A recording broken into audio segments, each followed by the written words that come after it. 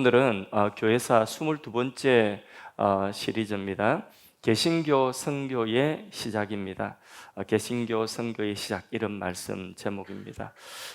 우리나라가 지금 전 세계에서 미국 다음으로 많은 선교사를 파송하는 선교 강국이 되었습니다. 왜 선교 강국이라고 하느냐 하면 선교를 하려고 하면 선교사를 많이 파송하는 그런 나라가 되려고 하면 강국이 돼야 됩니다. 그래서 선교 강국이라고 이렇게 말합니다.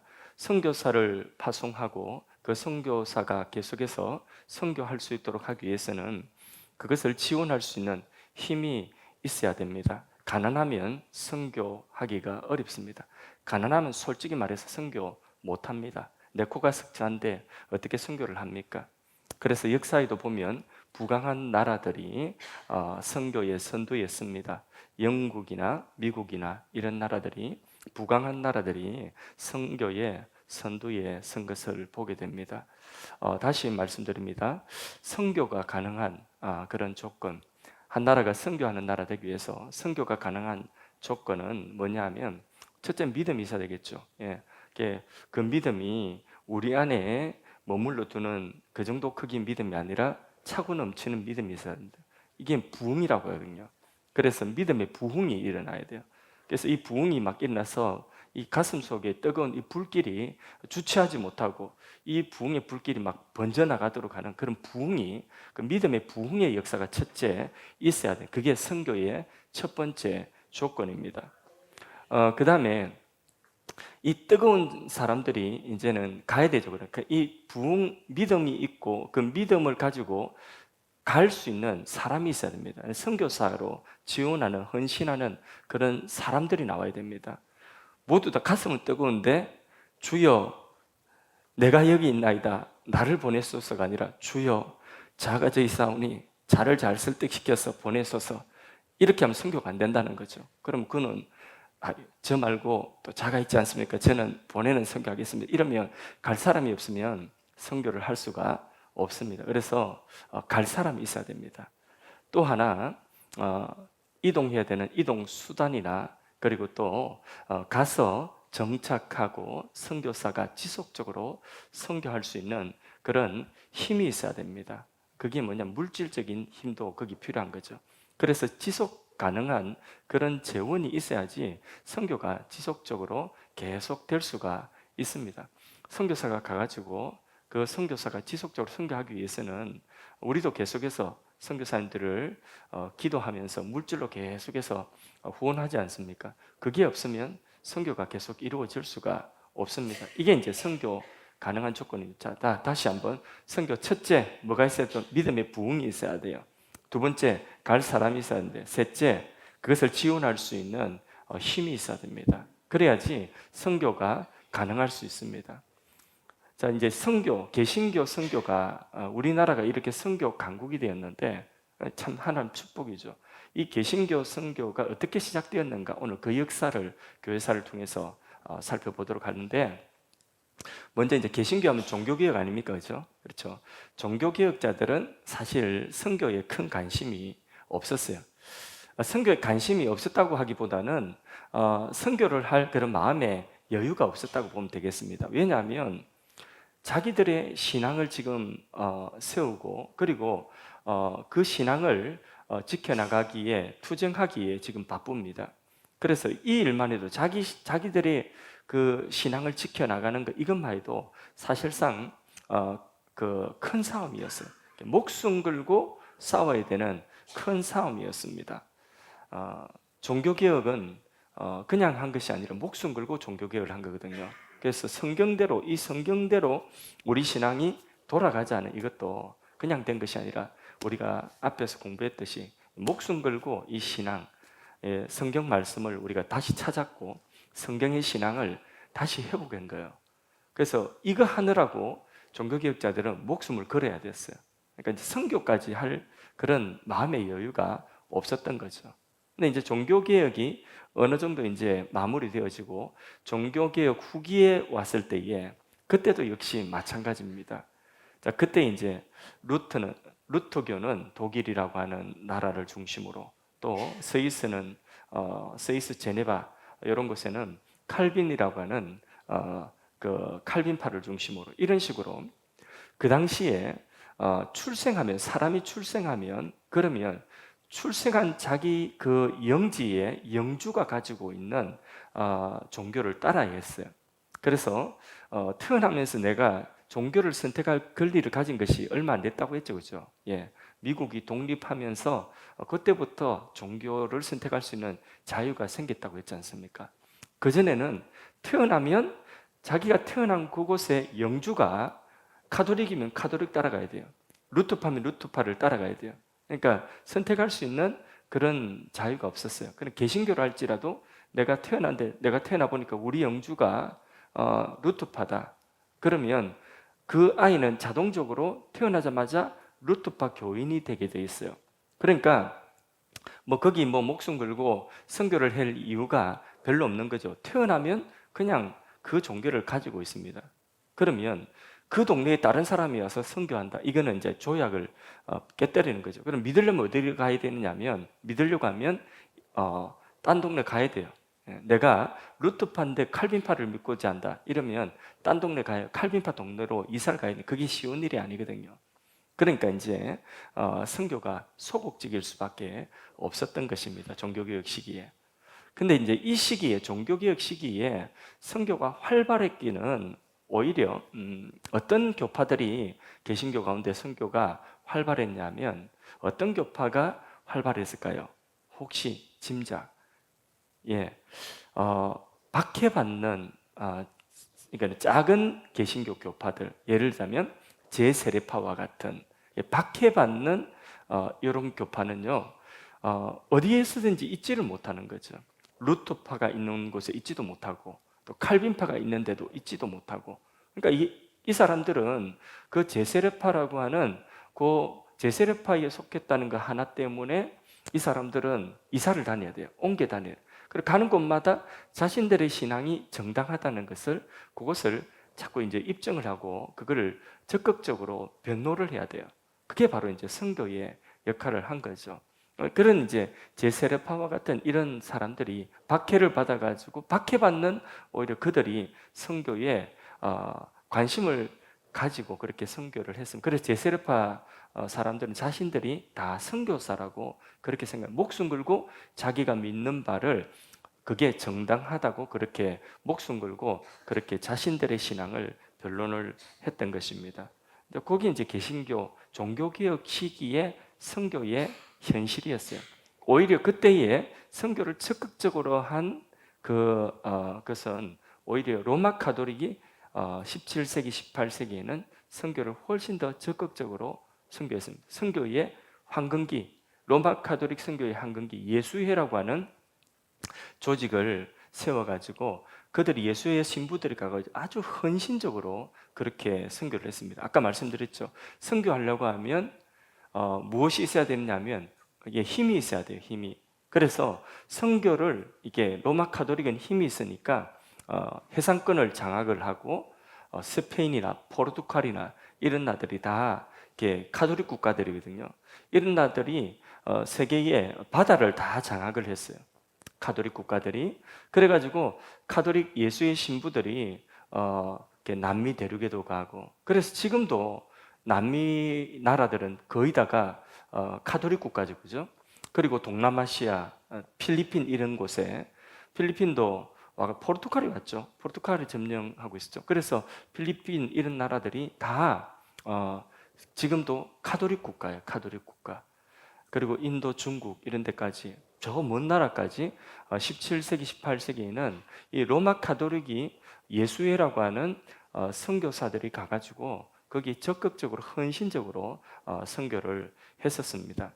이게 이제 그 당시에 종교개혁 당시에 선교의 현실이었다. 본격적으로 개신교 선교의 포문을 열기 시작한 것은 언제냐? 독일에서 시작되는데 독일의 경건주의자들이라고 앞에 말씀을 드렸죠.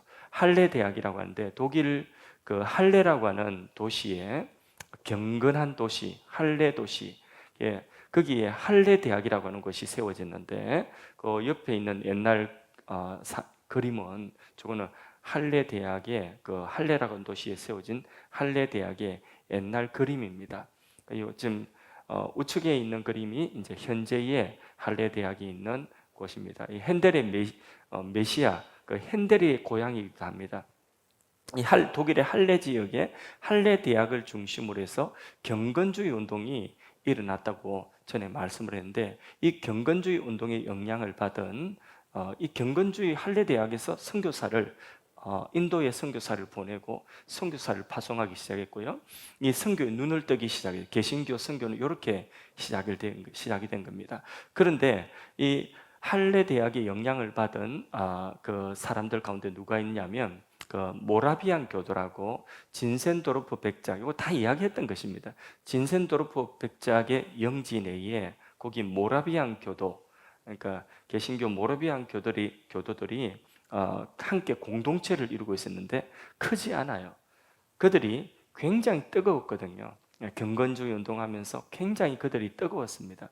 그 뜨거운 영적인 부흥을 어디로 가져갔냐면 저 멀리 해외 선교로 눈을 뜨고 그 할례 대학의 영향을 받아 그 선교사를 파송한 선교에 눈뜬 거기에 영향을 받아가지고 이 사람들이 적극적으로 선교사를 파송하는데 이 작은 공동체 안에서 2,000명의 선교사를 파송을 했습니다. 그러니까 개신교 선교의 가히 포문을 열었다고 해도 과언이 아닙니다. 이렇게 독일에서는 경건주의 운동에서 그 그룹에서 선교사를 파송하기 시작하고, 그리고 영국에서도 선교사를 파송을 하기 시작하는데, 영국이 그 당시에 가장 부강한 나라로 급부상하게 됩니다. 영국이 스페인이 무적 함대를 하지 않습니까? 우리 축구할 때도 2002년도 월드컵 축구할 때 스페인 무적 함대 뭐 그렇게 이름 붙여요. 해상권을 스페인이 장악하고 있었는데 이 스페인하고 영국하고 전쟁을 해가지고 누가 이겼을까요? 영국이 이겼거든요. 그러니까 영국이 해상권을 장악을 했죠. 영국은 성공해. 그 이후에 성공회가 국교이지만은 베스트팔렌 조약을 통해서 또 명예혁명을 통해서 종교가 이제 개신교가 자유화되었어요.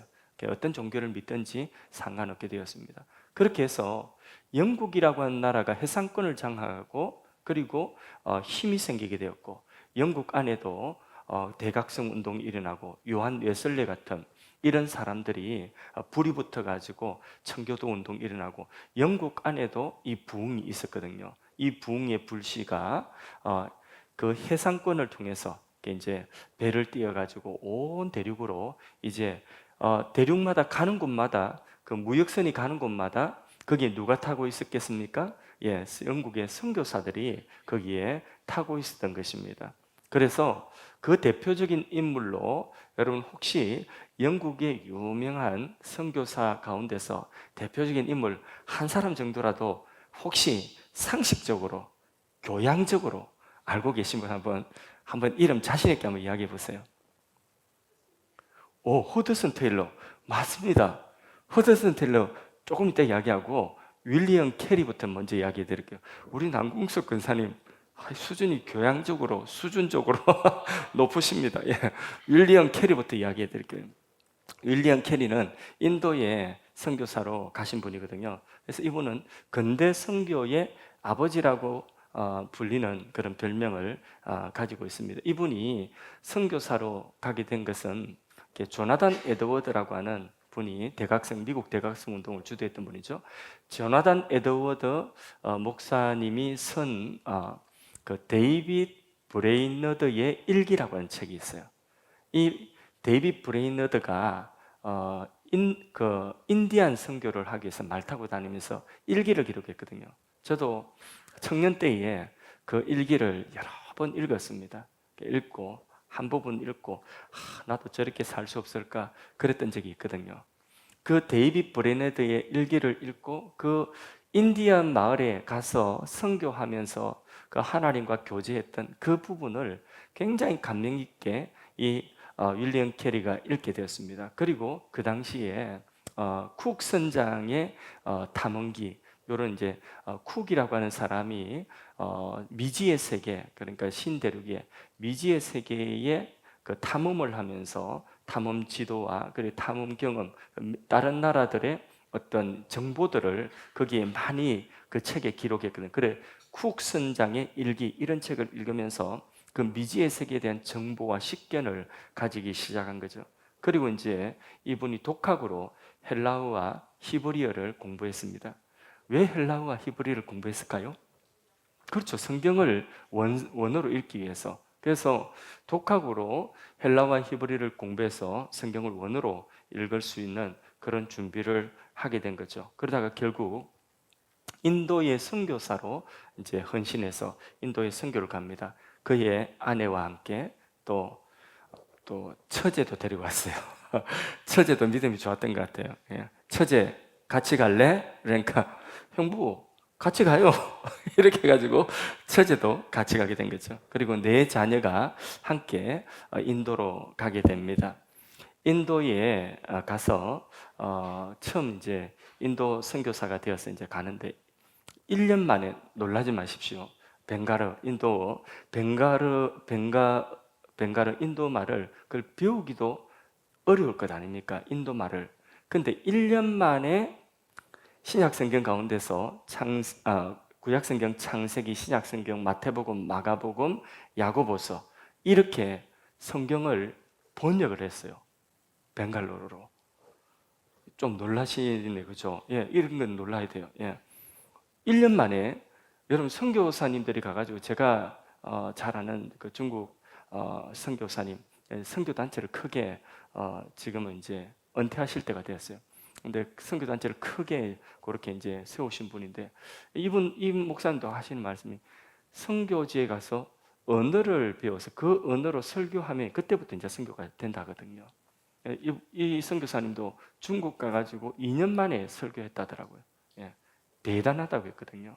근데 이분은 1년 만에 설교한 것이 아니라 성경을 몇 권을 번역을 했어요. 정말 놀랍죠, 그죠? 근데 이분이 원래 대학자가 아니에요. 이분이 원래 뭐 하셨던 분일까요? 구두가게 하셨던 분이에요. 그래서 보니까 무디도 그렇고 구두가게 하신 분들이 심상찮아요.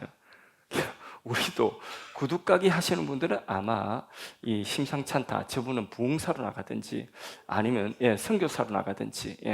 요즘에 우리 교회는 이 구두가게 하시는 분이 없어져가지고 어쨌든 구두가게 하시던 분이에요. 많이 배운 분이 아니에요. 그런데 어떻게 그 벵가르를 1년 만에 배워가지고 그걸 갖다가 말할 뿐만 아니라 설교할 뿐만 아니라 그거 가지고 성경을 번역을 했는지. 저는 어디 나가면 외국에 해외에 나가면 이게 영어를 사실 한마디도 못해요. 좀 부끄러운 이야기이기도 한데 맨날 그 영어책을 수십 년 들고 있었는데 영어를 한마디도 못해요. 괜찮죠? 지금 이제 그렇게 괜찮다고 저도 스스로 이제 위로하고 살아갑니다. 통역 데리고 다니는데 요즘엔 핸드폰도 잘 나온다 막 이렇게 하면서 그렇게 씩씩하게 다니는데 근데 외국말 잘하는 분들 보면 기가 죽어요. 그래서 외국 나가면 곧바로 아는 이게 단어도 문장도 전부 다 혀가 굳어버려 가지고 그다음부터 생각이 이게 딱 굳어 가지고 말이 한마디도 안 나옵니다. 꿀먹은 뭐라고 하죠? 벙어리. 맞습니다. 꼭 그게 이제 정말 그렇거든요. 꿀먹은 벙어리가 돼버려요. 이상하죠. 참 뭐 영어를 못 읽는 것도 아닌데 그런데 이상하게 말이 안 들리고 한마디도 못합니다.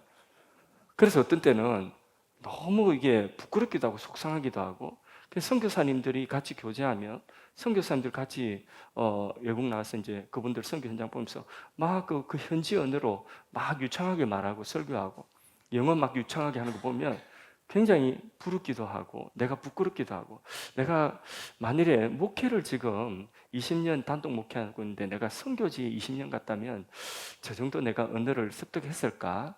이런 생각이 또 들기도 하고 그래서 어떤 때는 확 선교사로 가버릴까? 선교사로 가면 그냥 하나님이 은사로 그냥 하나님이 쓰려고 하면 답답하니까 그냥 은사로 하나님이 이게 귀가 들려지고 말이 터여지도록 하지 않을까 이런 생각을 해보기도 합니다. 근데 이제 그 부분은 이제는 포기는 했어요. 어쨌든 이 윌리엄 캐리는 1년 만에 그렇게 성경을 번역하기 시작합니다. 근데 얼마나 힘들었겠습니까? 인도라고 하는 땅에 가지고 핍박은 기본입니다. 풍토병으로 아기가 죽습니다. 그 아기가 죽은 것으로 아내가 사모님이 충격으로 정신적으로 굉장히 힘들어하고 그 정신적인 어떤 힘든 것 때문에 너무 오늘 우리로 말하면 우울증 그리고 또 그 뭐라죠? 공황장애 이런 것들 그 정신적인 그 힘든 것 때문에 너무 힘들어 하시다가 결국 사모님도 돌아가십니다. 그 선교지에서 나중에는 며느리와 손자들이 배가 뒤집혀서 또 죽기도 하고 이런 일을 다 겪으면서 인도에서 41년간 선교를 했습니다. 결국 73세의 일기로 인도에서 선교하다가 천국 가셨습니다. 그의 선교의 업적은요, 인도의 다양한 그 언어상 그 인도 언어를 벵갈로라고 하기도 하고 또 다른 여러 종족의 언어들이 있거든요. 이런 여러 종족의 언어들로 성경을 다 번역을 하고 어려, 출판, 그리고 대학을 설립하고 41년 동안에 엄청난 일을 했습니다. 사회를 인도 사회를 개혁하고 그 당시에만 해도 미개했죠, 그죠? 유아들을 살해하고 딸 놓고 이게 아이를 낳는데 뭔가 조건에 안 맞으면 그 유아를 그냥 죽이는 거예요. 그리고 과부들을 화형시키고 이런 이상한 풍습들이 있는데 이런 관습적인 폐악들을 전부 다 변화시키고 개혁하고 그리고 또 카스트 제도 하에 그 인권이 엉망이잖아요, 그죠? 그런 것들을 다 개혁하여서 또 이제 가난하니까 먹고 살 수 있도록 그런 농업 개혁을 하고 이래서 사회 전반을 변화시키는 그래서 단순히 복음 하나 들고 들어가는 것이 아니라 그 복음과 함께 한 문화 전체가 그 문화와 역사 전체가 바뀌는 그런 일들이 일어나게 된 거죠. 그래서 우리나라도 마찬가지입니다. 선교사가 복음 들고 들어왔지만 그 복음만 들어온 것이 아니라 복음과 함께 사회 전반의 문화가 다 변혁되는 거죠, 그렇죠? 그래서 이제 우리나라도 그렇고 이 윌리엄 캐리의 영향을 받은 거죠. 그래서 윌리엄 캐리가 현대 선교의 아버지라고 별명을 얻은 것은 무엇이냐면 현대 선교의 뭐가 됐다는 거죠? 모델이 되었다는 거죠. 모델이 됐기 때문에. 그래서 예를 들어서 내가 버마로 또는 중국으로 선교사로 가려고 한다. 어떻게 하면 되지? 이러면 윌리엄 캐리가 한 대로 하면 돼. 이게 바로 뭐냐면 모델이라는 거죠. 현대 선교의 아버지가 되었다. 그 다음에 또 영국이 파송한 선교사 가운데서 유명한 선교사가 아프리카 쪽으로 간 사람이 있습니다. 혹시? 데이빗 리빙스턴 들어보셨죠? 리빙스턴이라고 이분은 의사예요, 의사. 의사이면서 또 탐험가입니다. 그래서 이제 의사와 탐험가로 원래 좀 많이 알려졌지만은 그보다도 더 중요한 것, 또 자기가 자기 자신을 소개할 때는 선교사로 소개를 합니다. 당시에 그 아프리카라고 하는 나라는 아프리카라고 하는 대륙은 이렇게 아프리카 이렇게 생겼어요. 이렇게 생겼는데 여기가 애굽이고 이쪽 북아프리카 모나코 이런 카르타고 이 북아프리카 해변 쪽에 지중해 해변 쪽에 있는 요 북아프리카 요쪽 지역만 길이 나 있고 나머지 중앙아프리카 아프리카 남부 쪽으로는 길이 없었어요. 누구도 가보지 못하는 진짜 미지의 세계였습니다. 그래서 이 리빙스턴이 중앙 아프리카로 그리고 남아프리카로 이렇게 길을 다 개척을 해냈어요. 정글을 뚫고. 그러니까 엄청난 그런 용기가 필요했습니다. 그래서 목숨 걸고 길을 개척하면서 선교했고 그가 개척한 루트 때문에 아프리카 루트 때문에 영국 국가적인 영웅이 되었습니다. 리빙스턴은. 사진 다시 한번 볼까요? 이제 이분인데 저 가운데 위에 있는 저 사진이 빅토리아 폭포라고 하는 것입니다. 세계 3대 폭포 중에 하나죠. 이것도 리빙스턴이 처음으로 이렇게 탐험해서 발견을 했습니다. 빅토리아 폭포. 그 흑인들 사랑으로 되어 있고요. 그가 이제 마음 아파한 것은 뭐냐면 이 리빙스턴이 아프리카 그 루트를 개척을 했는데 여기에 이 루트를 따라서 영국 군대가 들어간 거죠. 군대가 들어가서 식민지 개척하고 노예들 잡아가고 흑인 노예들 팔아먹고 막 이런 일들이 막 일어난 거죠. 그래서 그게 너무 마음이 아픈 거예요. 이분은 아프리카 사람들하고 같이 살았어요. 살면서 병 고쳐주고, 그리고 그 원주민들의 삶을 개선시켜주고, 아프리카 노예 금지 운동하는데 앞장서고, 이렇게 평생을 아프리카 사람들에게 헌신하다가 결국 그도 아프리카 잠비아에서 하나님께 부름받아 가게 되는 것이죠. 선교 가면 다 죽었어요. 이 당시는 그 땅에 뼈를 묻고 온 겁니다. 그 다음에 이제 중국의 허드슨 테일러, 여러분 아까 우리 남근사님 말씀했죠. 허드슨 테일러가 어떤 분일까요? 저기 한번 보세요. 누가 허드슨 테일러일까요? 예, 저 수영기록 맨 가운데 계신 분입니다. 예, 저분이 허드슨 테일러인데 중국 선교의 아버지라고 할 수 있는 분입니다. 중국 내지 선교회를 이분은 창설을 했어요. 불과 100년 전만 해도 중국도요, 어디만 사람들이, 외국인들이 안전하게 다닐 수 있었냐면 상해나 이런 중국 그 해변 도시만 외국인들이 가서 안전하게 다닐 수 있었어요. 누구도 중국 내지 저 내륙으로 들어가지를 못해요. 그런 상황이었어요. 그런데 이제 이 허드슨 선교사들이 가도 주로 이제 상하이나 이런 해변 도시에 사람 선교사들이 몰려가지고 있었는데, 근데 허드슨 테일러는 어디를 가기로 했냐면 중국 내지로 들어가기 원했던 거죠. 그래서 중국 내지 선교회를 창설합니다. 중국 내지 선교회를 창설을 하는데 그 선교 활동을 하기 위해서는 그 미지의 세계, 그 내지에 가기 위해서는 산간벽지, 정말 길도 없는 곳, 그런 곳에 가야 되거든요. 한번 우리 예전에 기주성에 갔다 오신 분, 기주 소수민족 그곳에 다녀오신 분들은 알 거예요. 약간 체험을 할 거예요. 길이 얼마나 험한지. 그렇게 산간벽지 길도 없는 곳으로 가고 거기에 맹수들 나오고 호랑이 나오면 호랑이한테 물려 죽고 그런 것입니다. 예, 온갖 위험에 노출되기 때문에 엄두도 못 내던 그런 곳을 내지 선교회를 창설해서 가게 됩니다.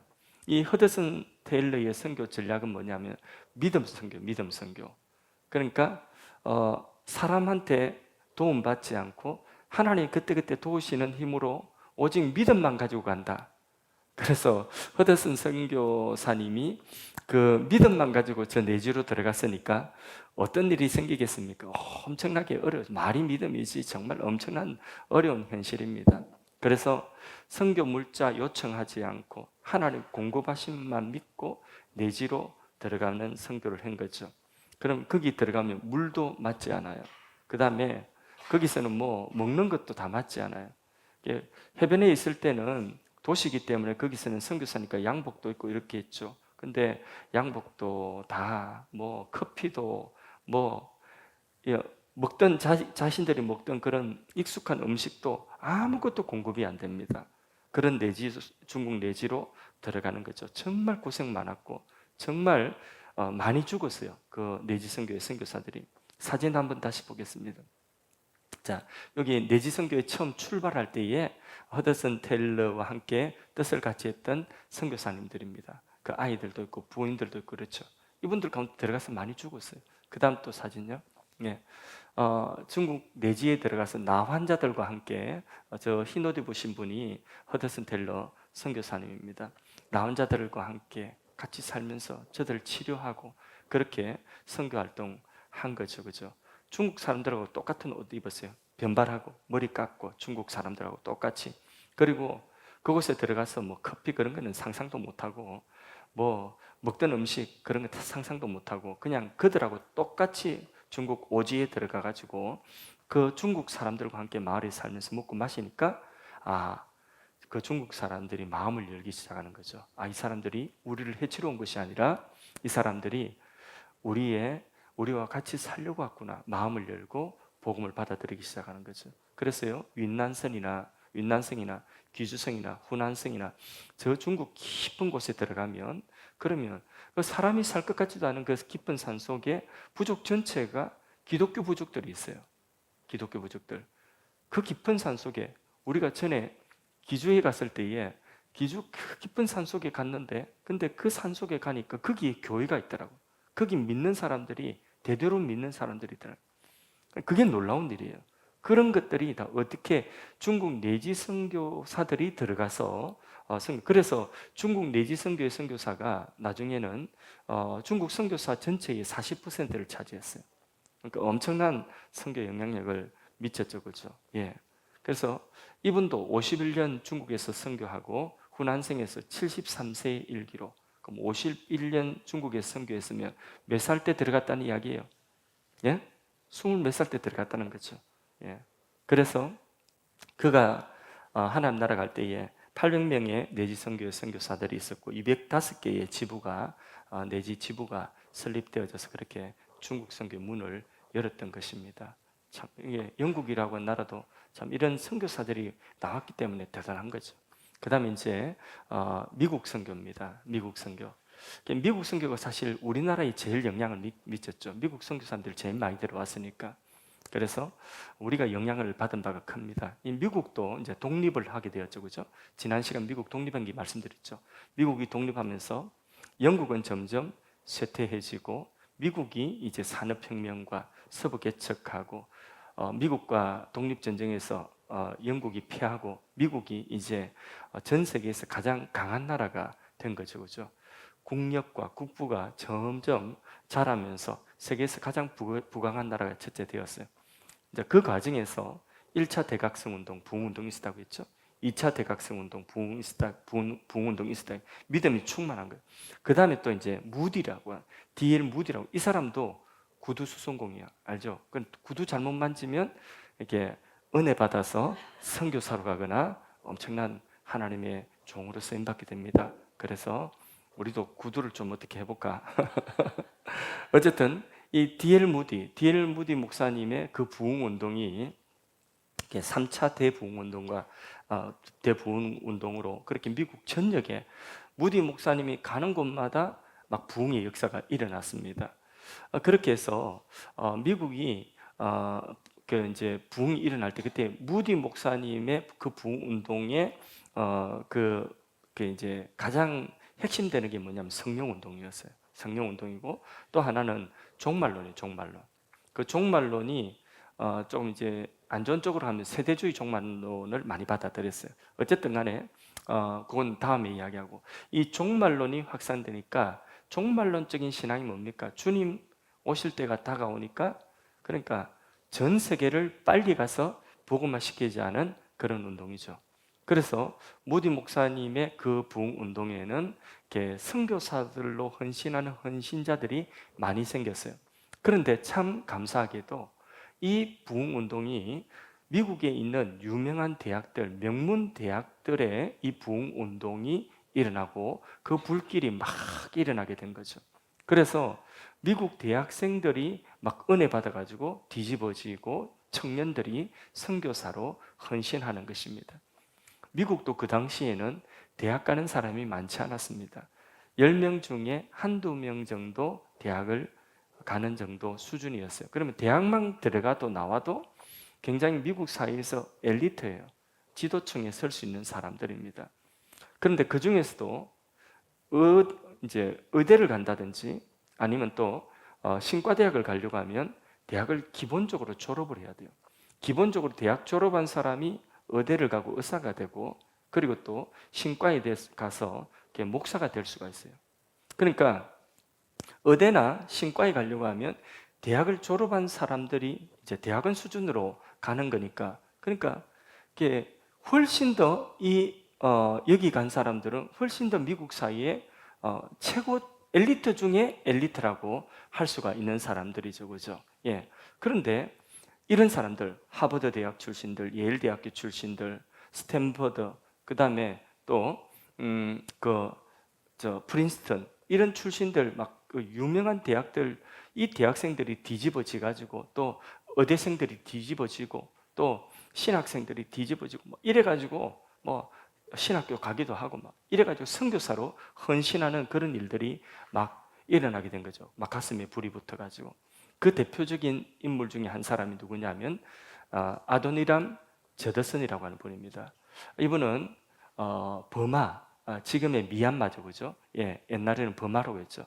버마의 선교사로 갔습니다. 이분도 2차 대각성 운동 때에 버마 선교사로 헌신하고 버마에 가가지고 그 미얀마에 가가지고 아내 잃고 자녀들도 다 잃고 이런 아픔을 겪어가면서 거기에서 교회 세우고 일꾼들 세우고 성경 번역하고 버마어로 학교 세우고 역시 62세의 일기로 하나님께 바로 버마 땅에서 부름받습니다.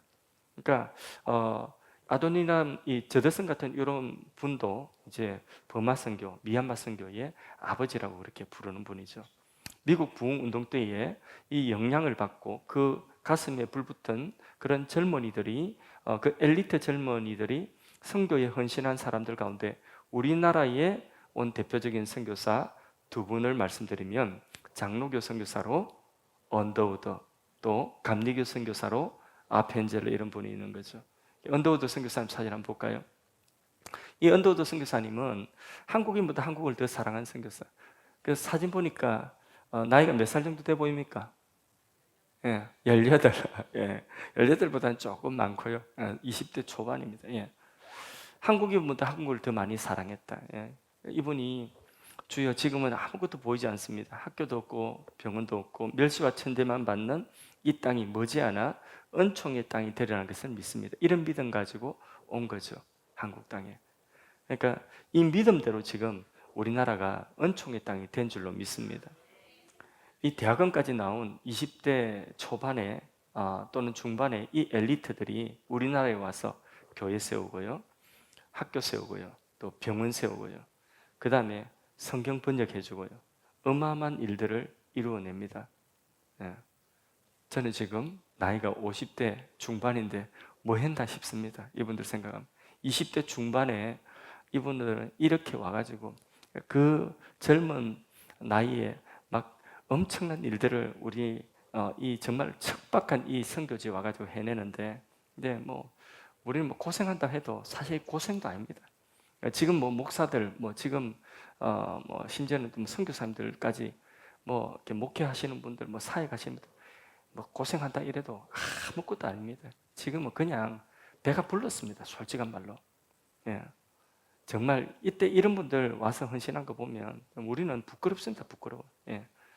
이 그 자기 나라에 있으면 그냥 막 출세길이 열린 분들입니다. 이런 분들이 다 놓고 20대 초반에 중반에 이렇게 선교지에 볼못 땅에 와가지고 오면 이거는 살아 돌아간다는 보장이 없어요.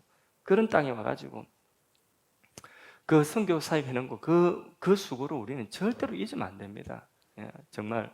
그래서 양화진 선교사 뭐 여기 가면 여기 합정동에 가면 있지 않습니까? 거기 가면 저 옆에 있는 오른쪽 사진의 저 비석들이 제가 볼 때는 오른쪽이요. 그 작은 비석들이 다 무슨 비석인 줄 압니까? 아이들 비석이에요. 예, 아이들 신생아 태어난 지 얼마 안 된 아이들, 그런 아이들 선교사님 자녀들 비석이에요. 풍토병으로 다 죽은 거예요. 자기 나라에 있으면 주사한방 페니실린 주사한방 맞으면 살 수 있는 그런 아이들이에요. 그런데 여기 와가지고 부모 따라 와가지고 또는 이 땅에 와가지고 태어나서 그렇게 태어나자마자 죽은 아이도 있고 좀 두세 살 돼서 죽은 아이들도 있고 그렇게 풍토병으로 선교사님 자녀들이 그렇게 많이 죽어나간 거죠. 그래서 이것이 이 시대에 선교를 한다는 것이었어요. 그 당시에 가면 선교지로 가면 살아 돌아온다는 보장이 없었어요. 그냥 죽으러 가는 거예요. 주님을 위해 복음을 위하여 죽으러 가는 것이 선교였습니다.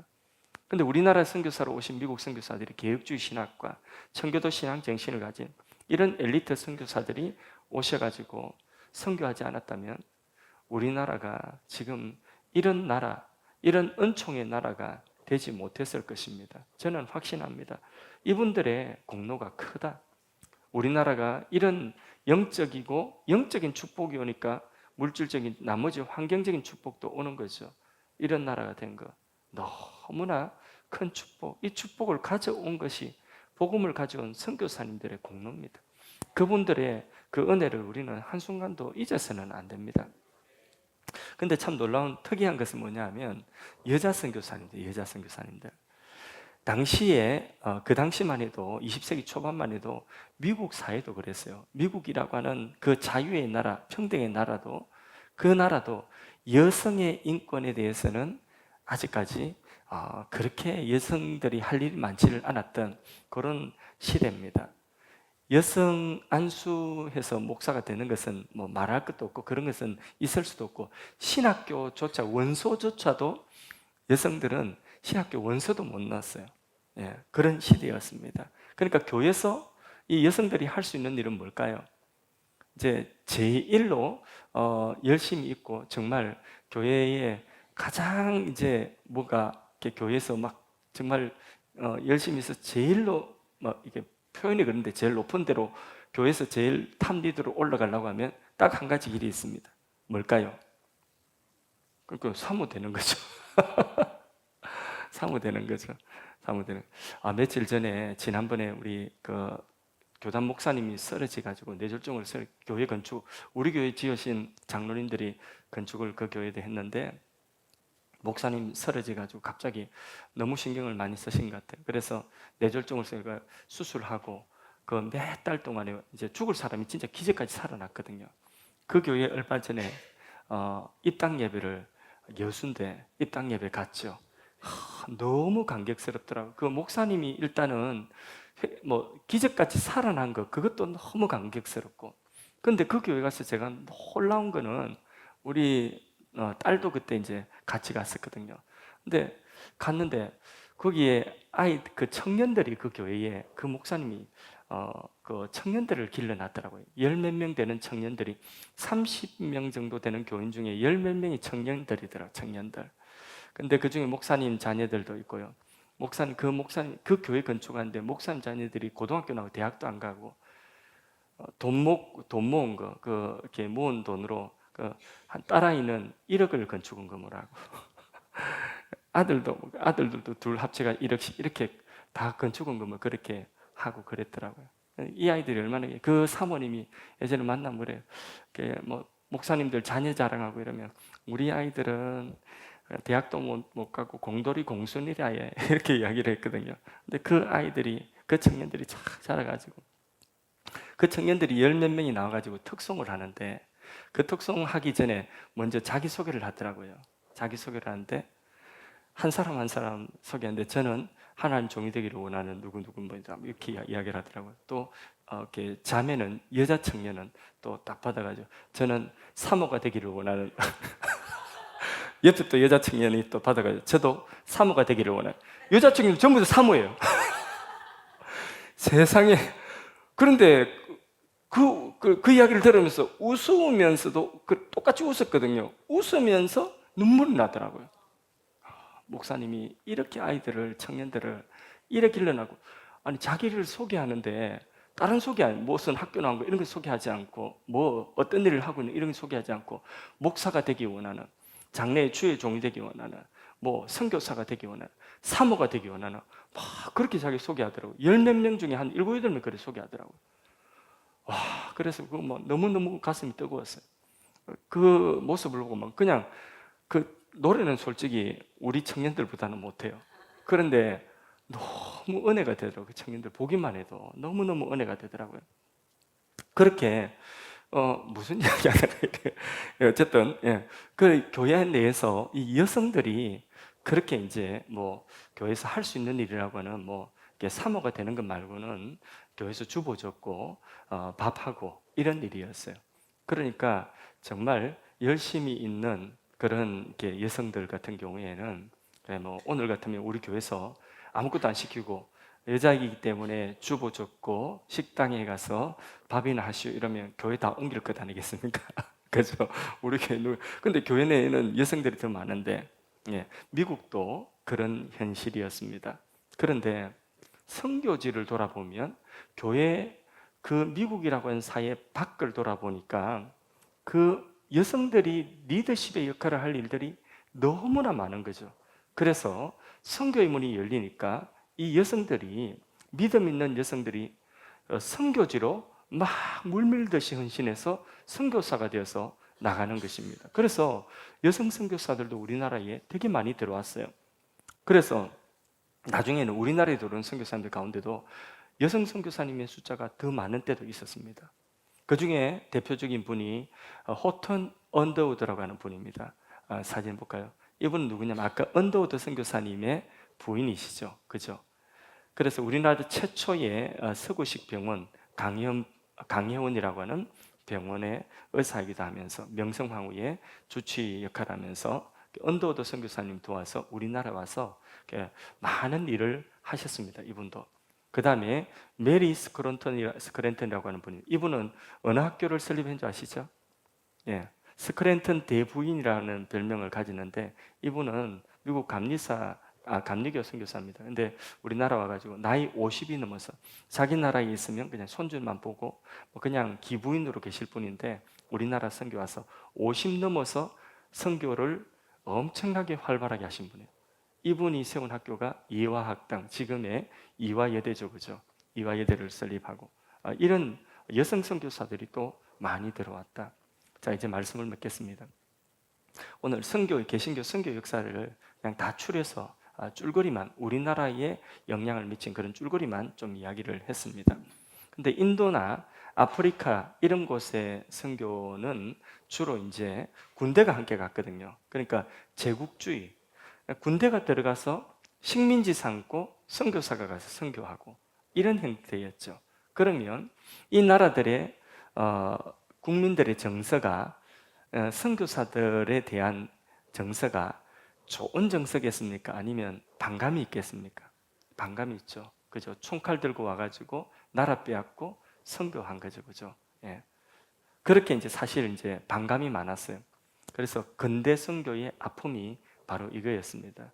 영국이든 미국이든 어느 나라든 식민지 국가가 나중에 이제 독립을 하면서 반제국주의 운동을 하면서 동일하게 기독교를 배척하는 그런 운동도 함께하는 이런 게 바로 뭐냐면 근대 선교의 아픔이었다고 보면 되겠습니다. 근데 사실 선교사님들이 대부분은 그래요. 대부분은 식민주의 반대였어요.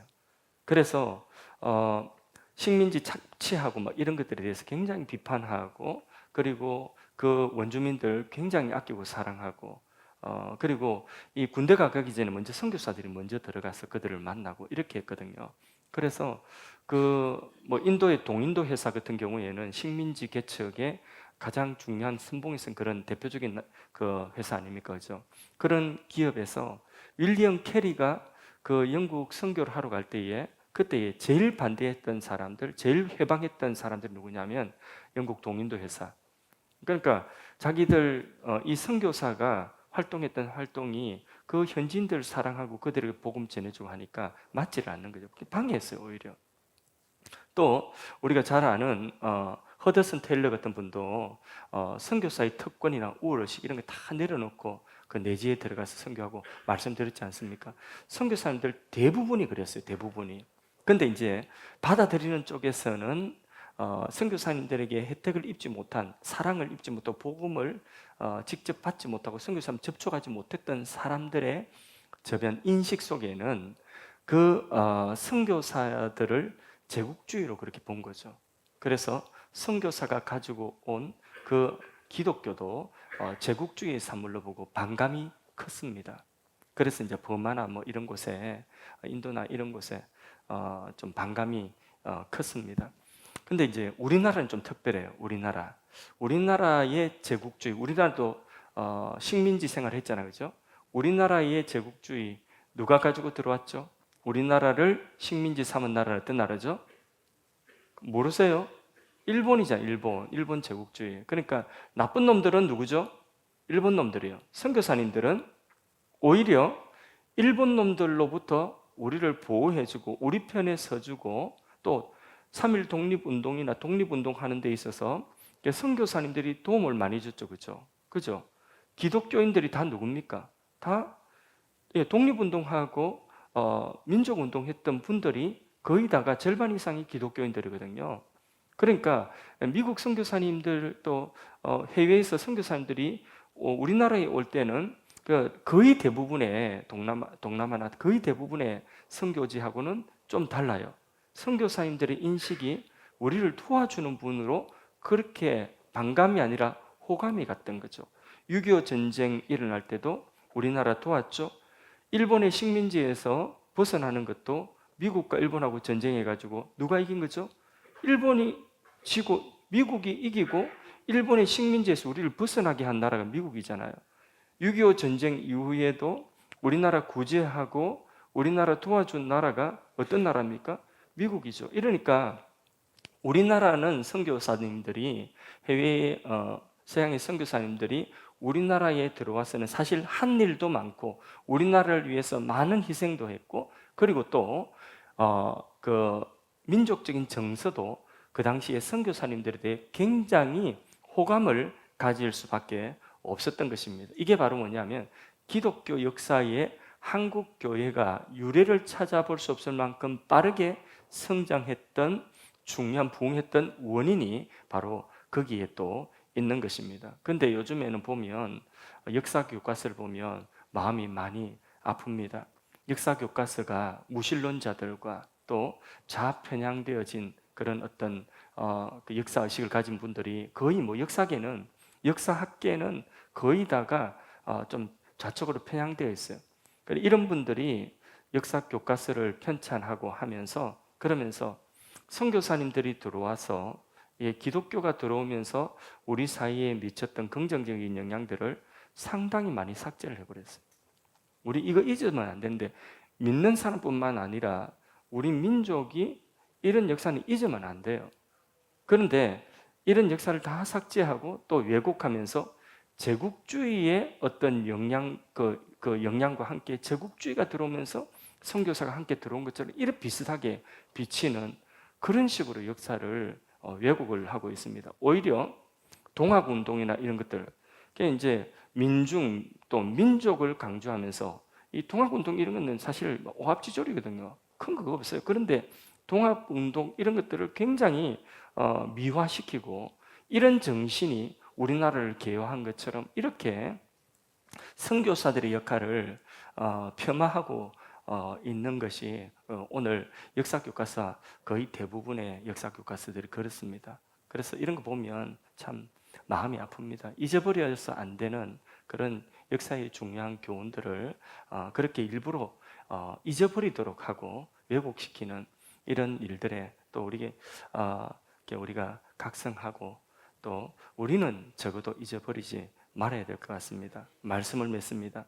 우리나라가 선교하는 선교 강국이 되었습니다.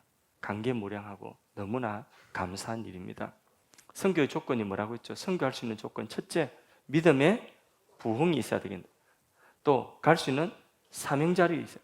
믿음의 부흥이 있다는 거 너무 우리 한국 교회 안에 이런 믿음의 부흥이 있다는 게 너무 귀한 일이고 또 갈 수 있는 선교사들이 많이 나온다는 게 너무 귀한 일인데 지금은 선교사님들이 가서 선교를 계승할 수 없어서 선교지가 건물은 지났는데 그 선교지가 그 선교 개성이 안 돼가지고 문을 닫을 형편, 건물만 남겨놓는 1세대, 2세대 선교사들이 은퇴하는 시점에 이런 데가 너무 많이 나오고 있어요. 지금 우리 협력 선교지에도 이런 현상들이 지금 일어나고 있습니다. 그러니까 뭐 선교사는 안식년 한번 나오지를 못하는 이런 상황이죠. 예. 그러니까 이렇게 선교지로 나갈 수 있는 선교사가 있고 또 그것을 뒷받침해 줄 수 있는 국력이 있다는 것. 이게 얼마나 큰 일인지 모릅니다. 너무나 하나님께 큰 축복을 우리가 받은 거죠. 심지어는요, 우리 한국의 문화 이런 것까지도 다 이게 한몫을 하고 있습니다. 예전에는 김치 같은 거 들고 해외에 나갈 때 김치 상자 이런 거 들고 나가면요 냄새 난다고 그거 엄청나게 그랬거든요. 근데 요즘에는 김치가 어디 가면 우리나라 한국 음식이라고 해가지고 김치가 어디 가면요 이 김치 되게 자랑하고 김치 먹는 거 자랑스럽게 여기고 외국인들이 김치 먹는 거 자기들이 자랑스럽게 여긴다는 거예요. 유럽 사람들이 김치 먹으면서 자기 한국에서도 먹어봤다고 하고 이 김치 먹는 거 이거 굉장히 자랑스럽게 여겨요. 그만큼 우리나라의 위상이 국력이 그만큼 높아졌다. 우리나라 여권 파워가 세계 1위라는 거 아세요? 미국보다도 우리나라 여권 가지고 비자 없이 들어갈 수 있는 나라가 제일 많은 나라가 우리나라예요. 이게 얼마나 큰 이게 나라의 국력이 시장된 커졌는지 모르죠, 그죠? 예. 그러면 이거는 이게 무엇이냐면 이거는 우리로 하여금 이게 선교의 사명을 주신 거죠, 그죠? 예. 선교를 하는 나라가 돼야 돼요. 주님 다시 오실 때까지 선교의 가장 큰 강물이 대한민국이 되어야 할 줄로 믿습니다. 우리 교회의 비전도 세계 복음화의 비전, 다음 세대 복음화의 비전. 다음 세대 복음화는 3% 미만이면 3%대가 미전도 종족이에요. 근데 아세요? 우리 청소년들 복음화율이 3%입니다. 그럼 청소년들 미전도 종족이에요. 그 이하 주일학교 다 미전도 종족이에요. 예. 그러니까 다음 세대 복음화가 주님 오실 그날까지 세계 복음화의 중요한 전략이에요. 가까운 데서는 다음 세대, 그리고 멀리 우리가 타문화권에 선교사를 파송해야 되는 줄로 믿습니다. 여름 선교학교 지금 기간 중인데 너무 귀합니다. 다음 세대 복음화를 위해서. 그런데 좀 아쉬움이 있습니다. 너무 짧아요. 그러니까 예배 주일날 예배 이렇게 하고 뭐 이렇게 몇 시간 하는 거 이거 너무 짧습니다. 여름 성경학교 이런 거 하면 그냥 하루나 이틀이나 막 3일이나 2박 3일 정도 그냥 아침, 점심, 저녁 이렇게까지 다 돌려야지 사실 이게 되는 거예요. 근데 그렇게 돌릴 수 있는 그런 영적인 힘이 우리에게 점점 그런 동력을 상실해 가고 있다는 게 너무 마음 아픕니다. 주일 한 번 와가지고 예배를 드리고 가는 아이들 나머지는 세상 교육 받죠. 근데 1년에 여름 성경학교, 겨울 성경학교 1년에 2차례 정도는 2박 3일 정도는요. 오전, 오후 전부 다 아이들 그냥 교회에서 풀로 성경 공부하고 성경 프로그램하고 놀고 게임하고 이거 그래 집중적으로 할 수 있는 기회가 이 성경학교 같은 기회예요. 그래서 우리가 그런 것도 한번 생각해 봐야 돼요. 교육부서 교육자들이 그런 용기를 가지고 교사들도 또 헌신을 해야 되고 헌신해가지고 이번 여름 성경학교는 그냥 교회에서 2박 3일 동안 한다 이래 생각하고 교회에서 2박 3일 동안 할 수 있는 그런 프로그램 돌려보세요. 그러면 집중적으로 반년 동안에 성경 공부할 것을 집중적으로 그 2박 3일 동안 여름 성경학교 동안 다 배울 수 있도록 할 수 있는 거예요. 일주일에 한 번 하는 거 막 2박 3일이면 하루에 8시간, 10시간씩 해보세요. 그래서 3일만 하면 그거 반년 동안 배우는 거예요. 집중적으로 그렇게 하면 그게 아이들 성장하는 길이에요. 그러다가 아이들이 하나님 만나는 거예요. 1시간씩 찔끔찔끔 이래가지고는 만나기 쉽지가 않아요. 예. 그래서 그런 거 보면 참 너무 마음이 아픕니다. 오늘 세계 선교의 개신교 선교의 그 시작과 오늘까지의 강물, 이 강물이 이제는 우리를 통하여서 우리 다음 세대와 그리고 온 세계로 흘러가기를 간절히 소망합니다.